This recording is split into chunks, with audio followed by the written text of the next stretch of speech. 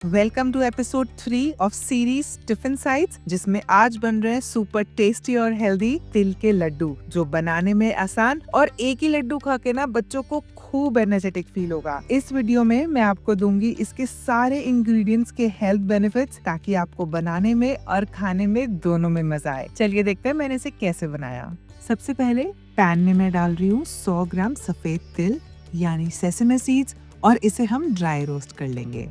Dry roast मतलब हमने कुछ घी वगैरह नहीं डालना है, इसे सिंपली मैं ऐसे सूखा ही भून लूंगी।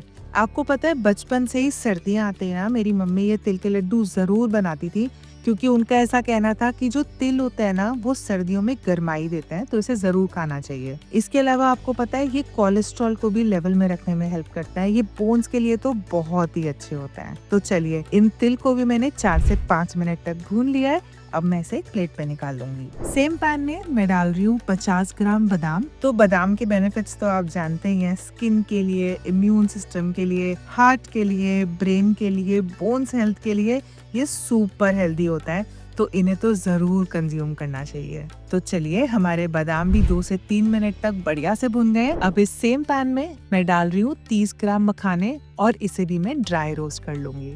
आपको पता है कि मखाने हमें डायबिटीज और ब्लड प्रेशर को मैनेज करने में हेल्प करते हैं, हार्ट हेल्थ इंप्रूव करते हैं। आप अगर वेट लॉस करना चाहते हैं तो भी आप मखानों को कंज्यूम कर सकते हैं। ये स्किन के लिए भी बहुत अच्छे होते हैं, और अगर किसी को नींद आने में दिक्कत होती है ना, तो वो भी अगर मखानों को कंज्यूम करते हैं तो ऐसा पाया गया है कि उनको भी हेल्प होती है। तो चलिए, ये हेल्थ से भरपूर मखाने भी 5 से 7 मिनट तक बढ़िया से भुन गए हैं, और इन्हें भी अब मैं एक प्लेट में निकाल लूंगी। अब इस सेम पैन में मैं डाल रही हूँ आधा चम्मच देसी घी, और इसमें डाल रही हूँ 50 ग्राम एडिबल गोंद। आपको पता है ये गोंद ना स्किन के लिए बहुत अच्छी होती है। इनफैक्ट जिन बच्चों को कॉन्स्टिपेशन का इशू हो ना, उनके लिए तो ये बहुत हेल्पफुल है। ये वेट लॉस में भी बहुत हेल्प करती है, तो आप इसे स्किप मत कीजिएगा, इसे लड्डू में जरूर डालिएगा। तो चलिए, ये भी ऑलमोस्ट 5 मिनट तक मैंने बढ़िया से भून लिया है। ये फूल गई हैं, और इन्हें भी निकाल लूंगी अब मैं एक बोल में। अब मैं ले रही हूँ 300 ग्राम खजूर। तो ये बिना बीज के खजूर है, और इसे ना मैं इस तरीके से रफली छोटे छोटे पीसेस में काट रही हूँ। वो इसलिए कि जब हम इसे पैन में मेल्ट करेंगे ना, तो हमें इसे मेल्ट करने में काफी आसानी होगी। चलिए, तो अब पैन में डाल रही हूँ 1 चम्मच देसी घी, और इन खजूरों को डाल दूंगी मैं पैन के ऊपर। गैस की फ्लेम को बिल्कुल लो करके मैं इसे अच्छे से थोड़ी देर पकाऊंगी, और तब आप देखेंगे कि ये खजूर ना थोड़ी सी सॉफ्ट होनी शुरू हो जाएगी। आपको पता है खजूर नेचुरल स्वीटनर है, तो प्रोसेस शुगर की जगह अगर आप खजूर को अपनी रेसिपीज में या डाइट में इंक्लूड करेंगे ना, तो ये काफी हेल्पफुल हो सकती है। खजूर कैल्शियम और आयरन में भी रिच होती है, तो जिन बच्चों को कैल्शियम की या आयरन की भी कमी होती है ना, उनके लिए भी ये बहुत फायदेमंद हो सकती है। चलिए, तो ये देखिए खजूर भी थोड़ी सॉफ्ट हो गई है। अब मैं गैस की फ्लेम को ऑफ कर रही हूँ, और इसे थोड़ी देर ना इसी पैन में ही रहने दूंगी। तब तक हमने जितने भी इंग्रेडिएंट्स को रोस्ट किया है ना, हम उन्हें पीस लेंगे। तो सबसे पहले मैं मिक्सी में डाल रही हूँ ये मखाने, और मैं सारे ड्राई इंग्रेडिएंट्स को ना दरदरा पीसूंगी, हम इसे फाइन नहीं पीसेंगे। तो ये देखिए, मखाने भी पिस के हो गए तैयार। इसे मैं एक बोल में ट्रांसफर कर रही हूँ। अब सेम मिक्सी में मैं डाल रही हूँ ये सफेद तिल जो हमने भून के रखे थे, और इसे भी मैं पीस लूंगी। इसे भी बोल में ट्रांसफर कर रही हूँ, और सेम मिक्सी में डाल दूंगी ये गोंद जो हमने भून के रखी थी, इसे भी पीस के मैं इस बोल में ट्रांसफर कर रही हूँ। तो सेम मिक्सी में मैं डाल रही हूँ बादाम, और अब मैं इन्हें भी पीस लूंगी। इसे भी बोल में ट्रांसफर कर रही हूँ। चलिए, तो इसके ऊपर जाएगी ये खजूरें, और इसे ना बहुत अच्छे से हाथों से मैं मिक्स कर लूंगी।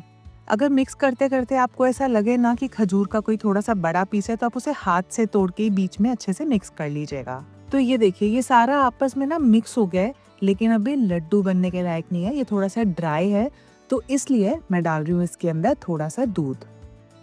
अब दूध भी ना थोड़ा थोड़ा करके ऐड करेंगे जरूरत के हिसाब से। चलिए, तो इसे मैंने मिक्स कर लिया। अब मैं इसके अंदर थोड़ा सा और दूध ऐड कर रही हूँ, ताकि ये सारा इकट्ठा बंधने लायक हो जाए। तो ये देखिए, ये हमारा मिक्सचर थोड़ा सा बन गया है। बस लास्ट में मैं डाल रही हूँ इसके ऊपर थोड़ा सा घी। चलिए, ये देखिए कितना बढ़िया हमारा ये मिक्सचर तैयार हो गया है। बस अब हाथ में लगाऊंगी थोड़ा सा घी, और इस तरीके से छोटा सा एक पोर्शन लेके मैं लड्डू बना लूंगी। तो क्योंकि मैं बच्चों के साइड टिफिन के लिए बना रही हूँ ना, तो मैं थोड़े से छोटे लड्डू ही बना रही हूँ। आपको पता है अगर आप इसमें खजूरों की क्वांटिटी थोड़ी सी ज्यादा कर देंगे ना तो इसमें दूध डालने की जरूरत नहीं पड़ेगी। लेकिन बच्चे आजकल थोड़ा मीठे के लिए कॉन्शियस है, नहीं खाते हैं ज्यादा, तो इसलिए खजूर कम रखिए और दूध के हेल्प से मैं इसे बाइंड कर रही हूँ।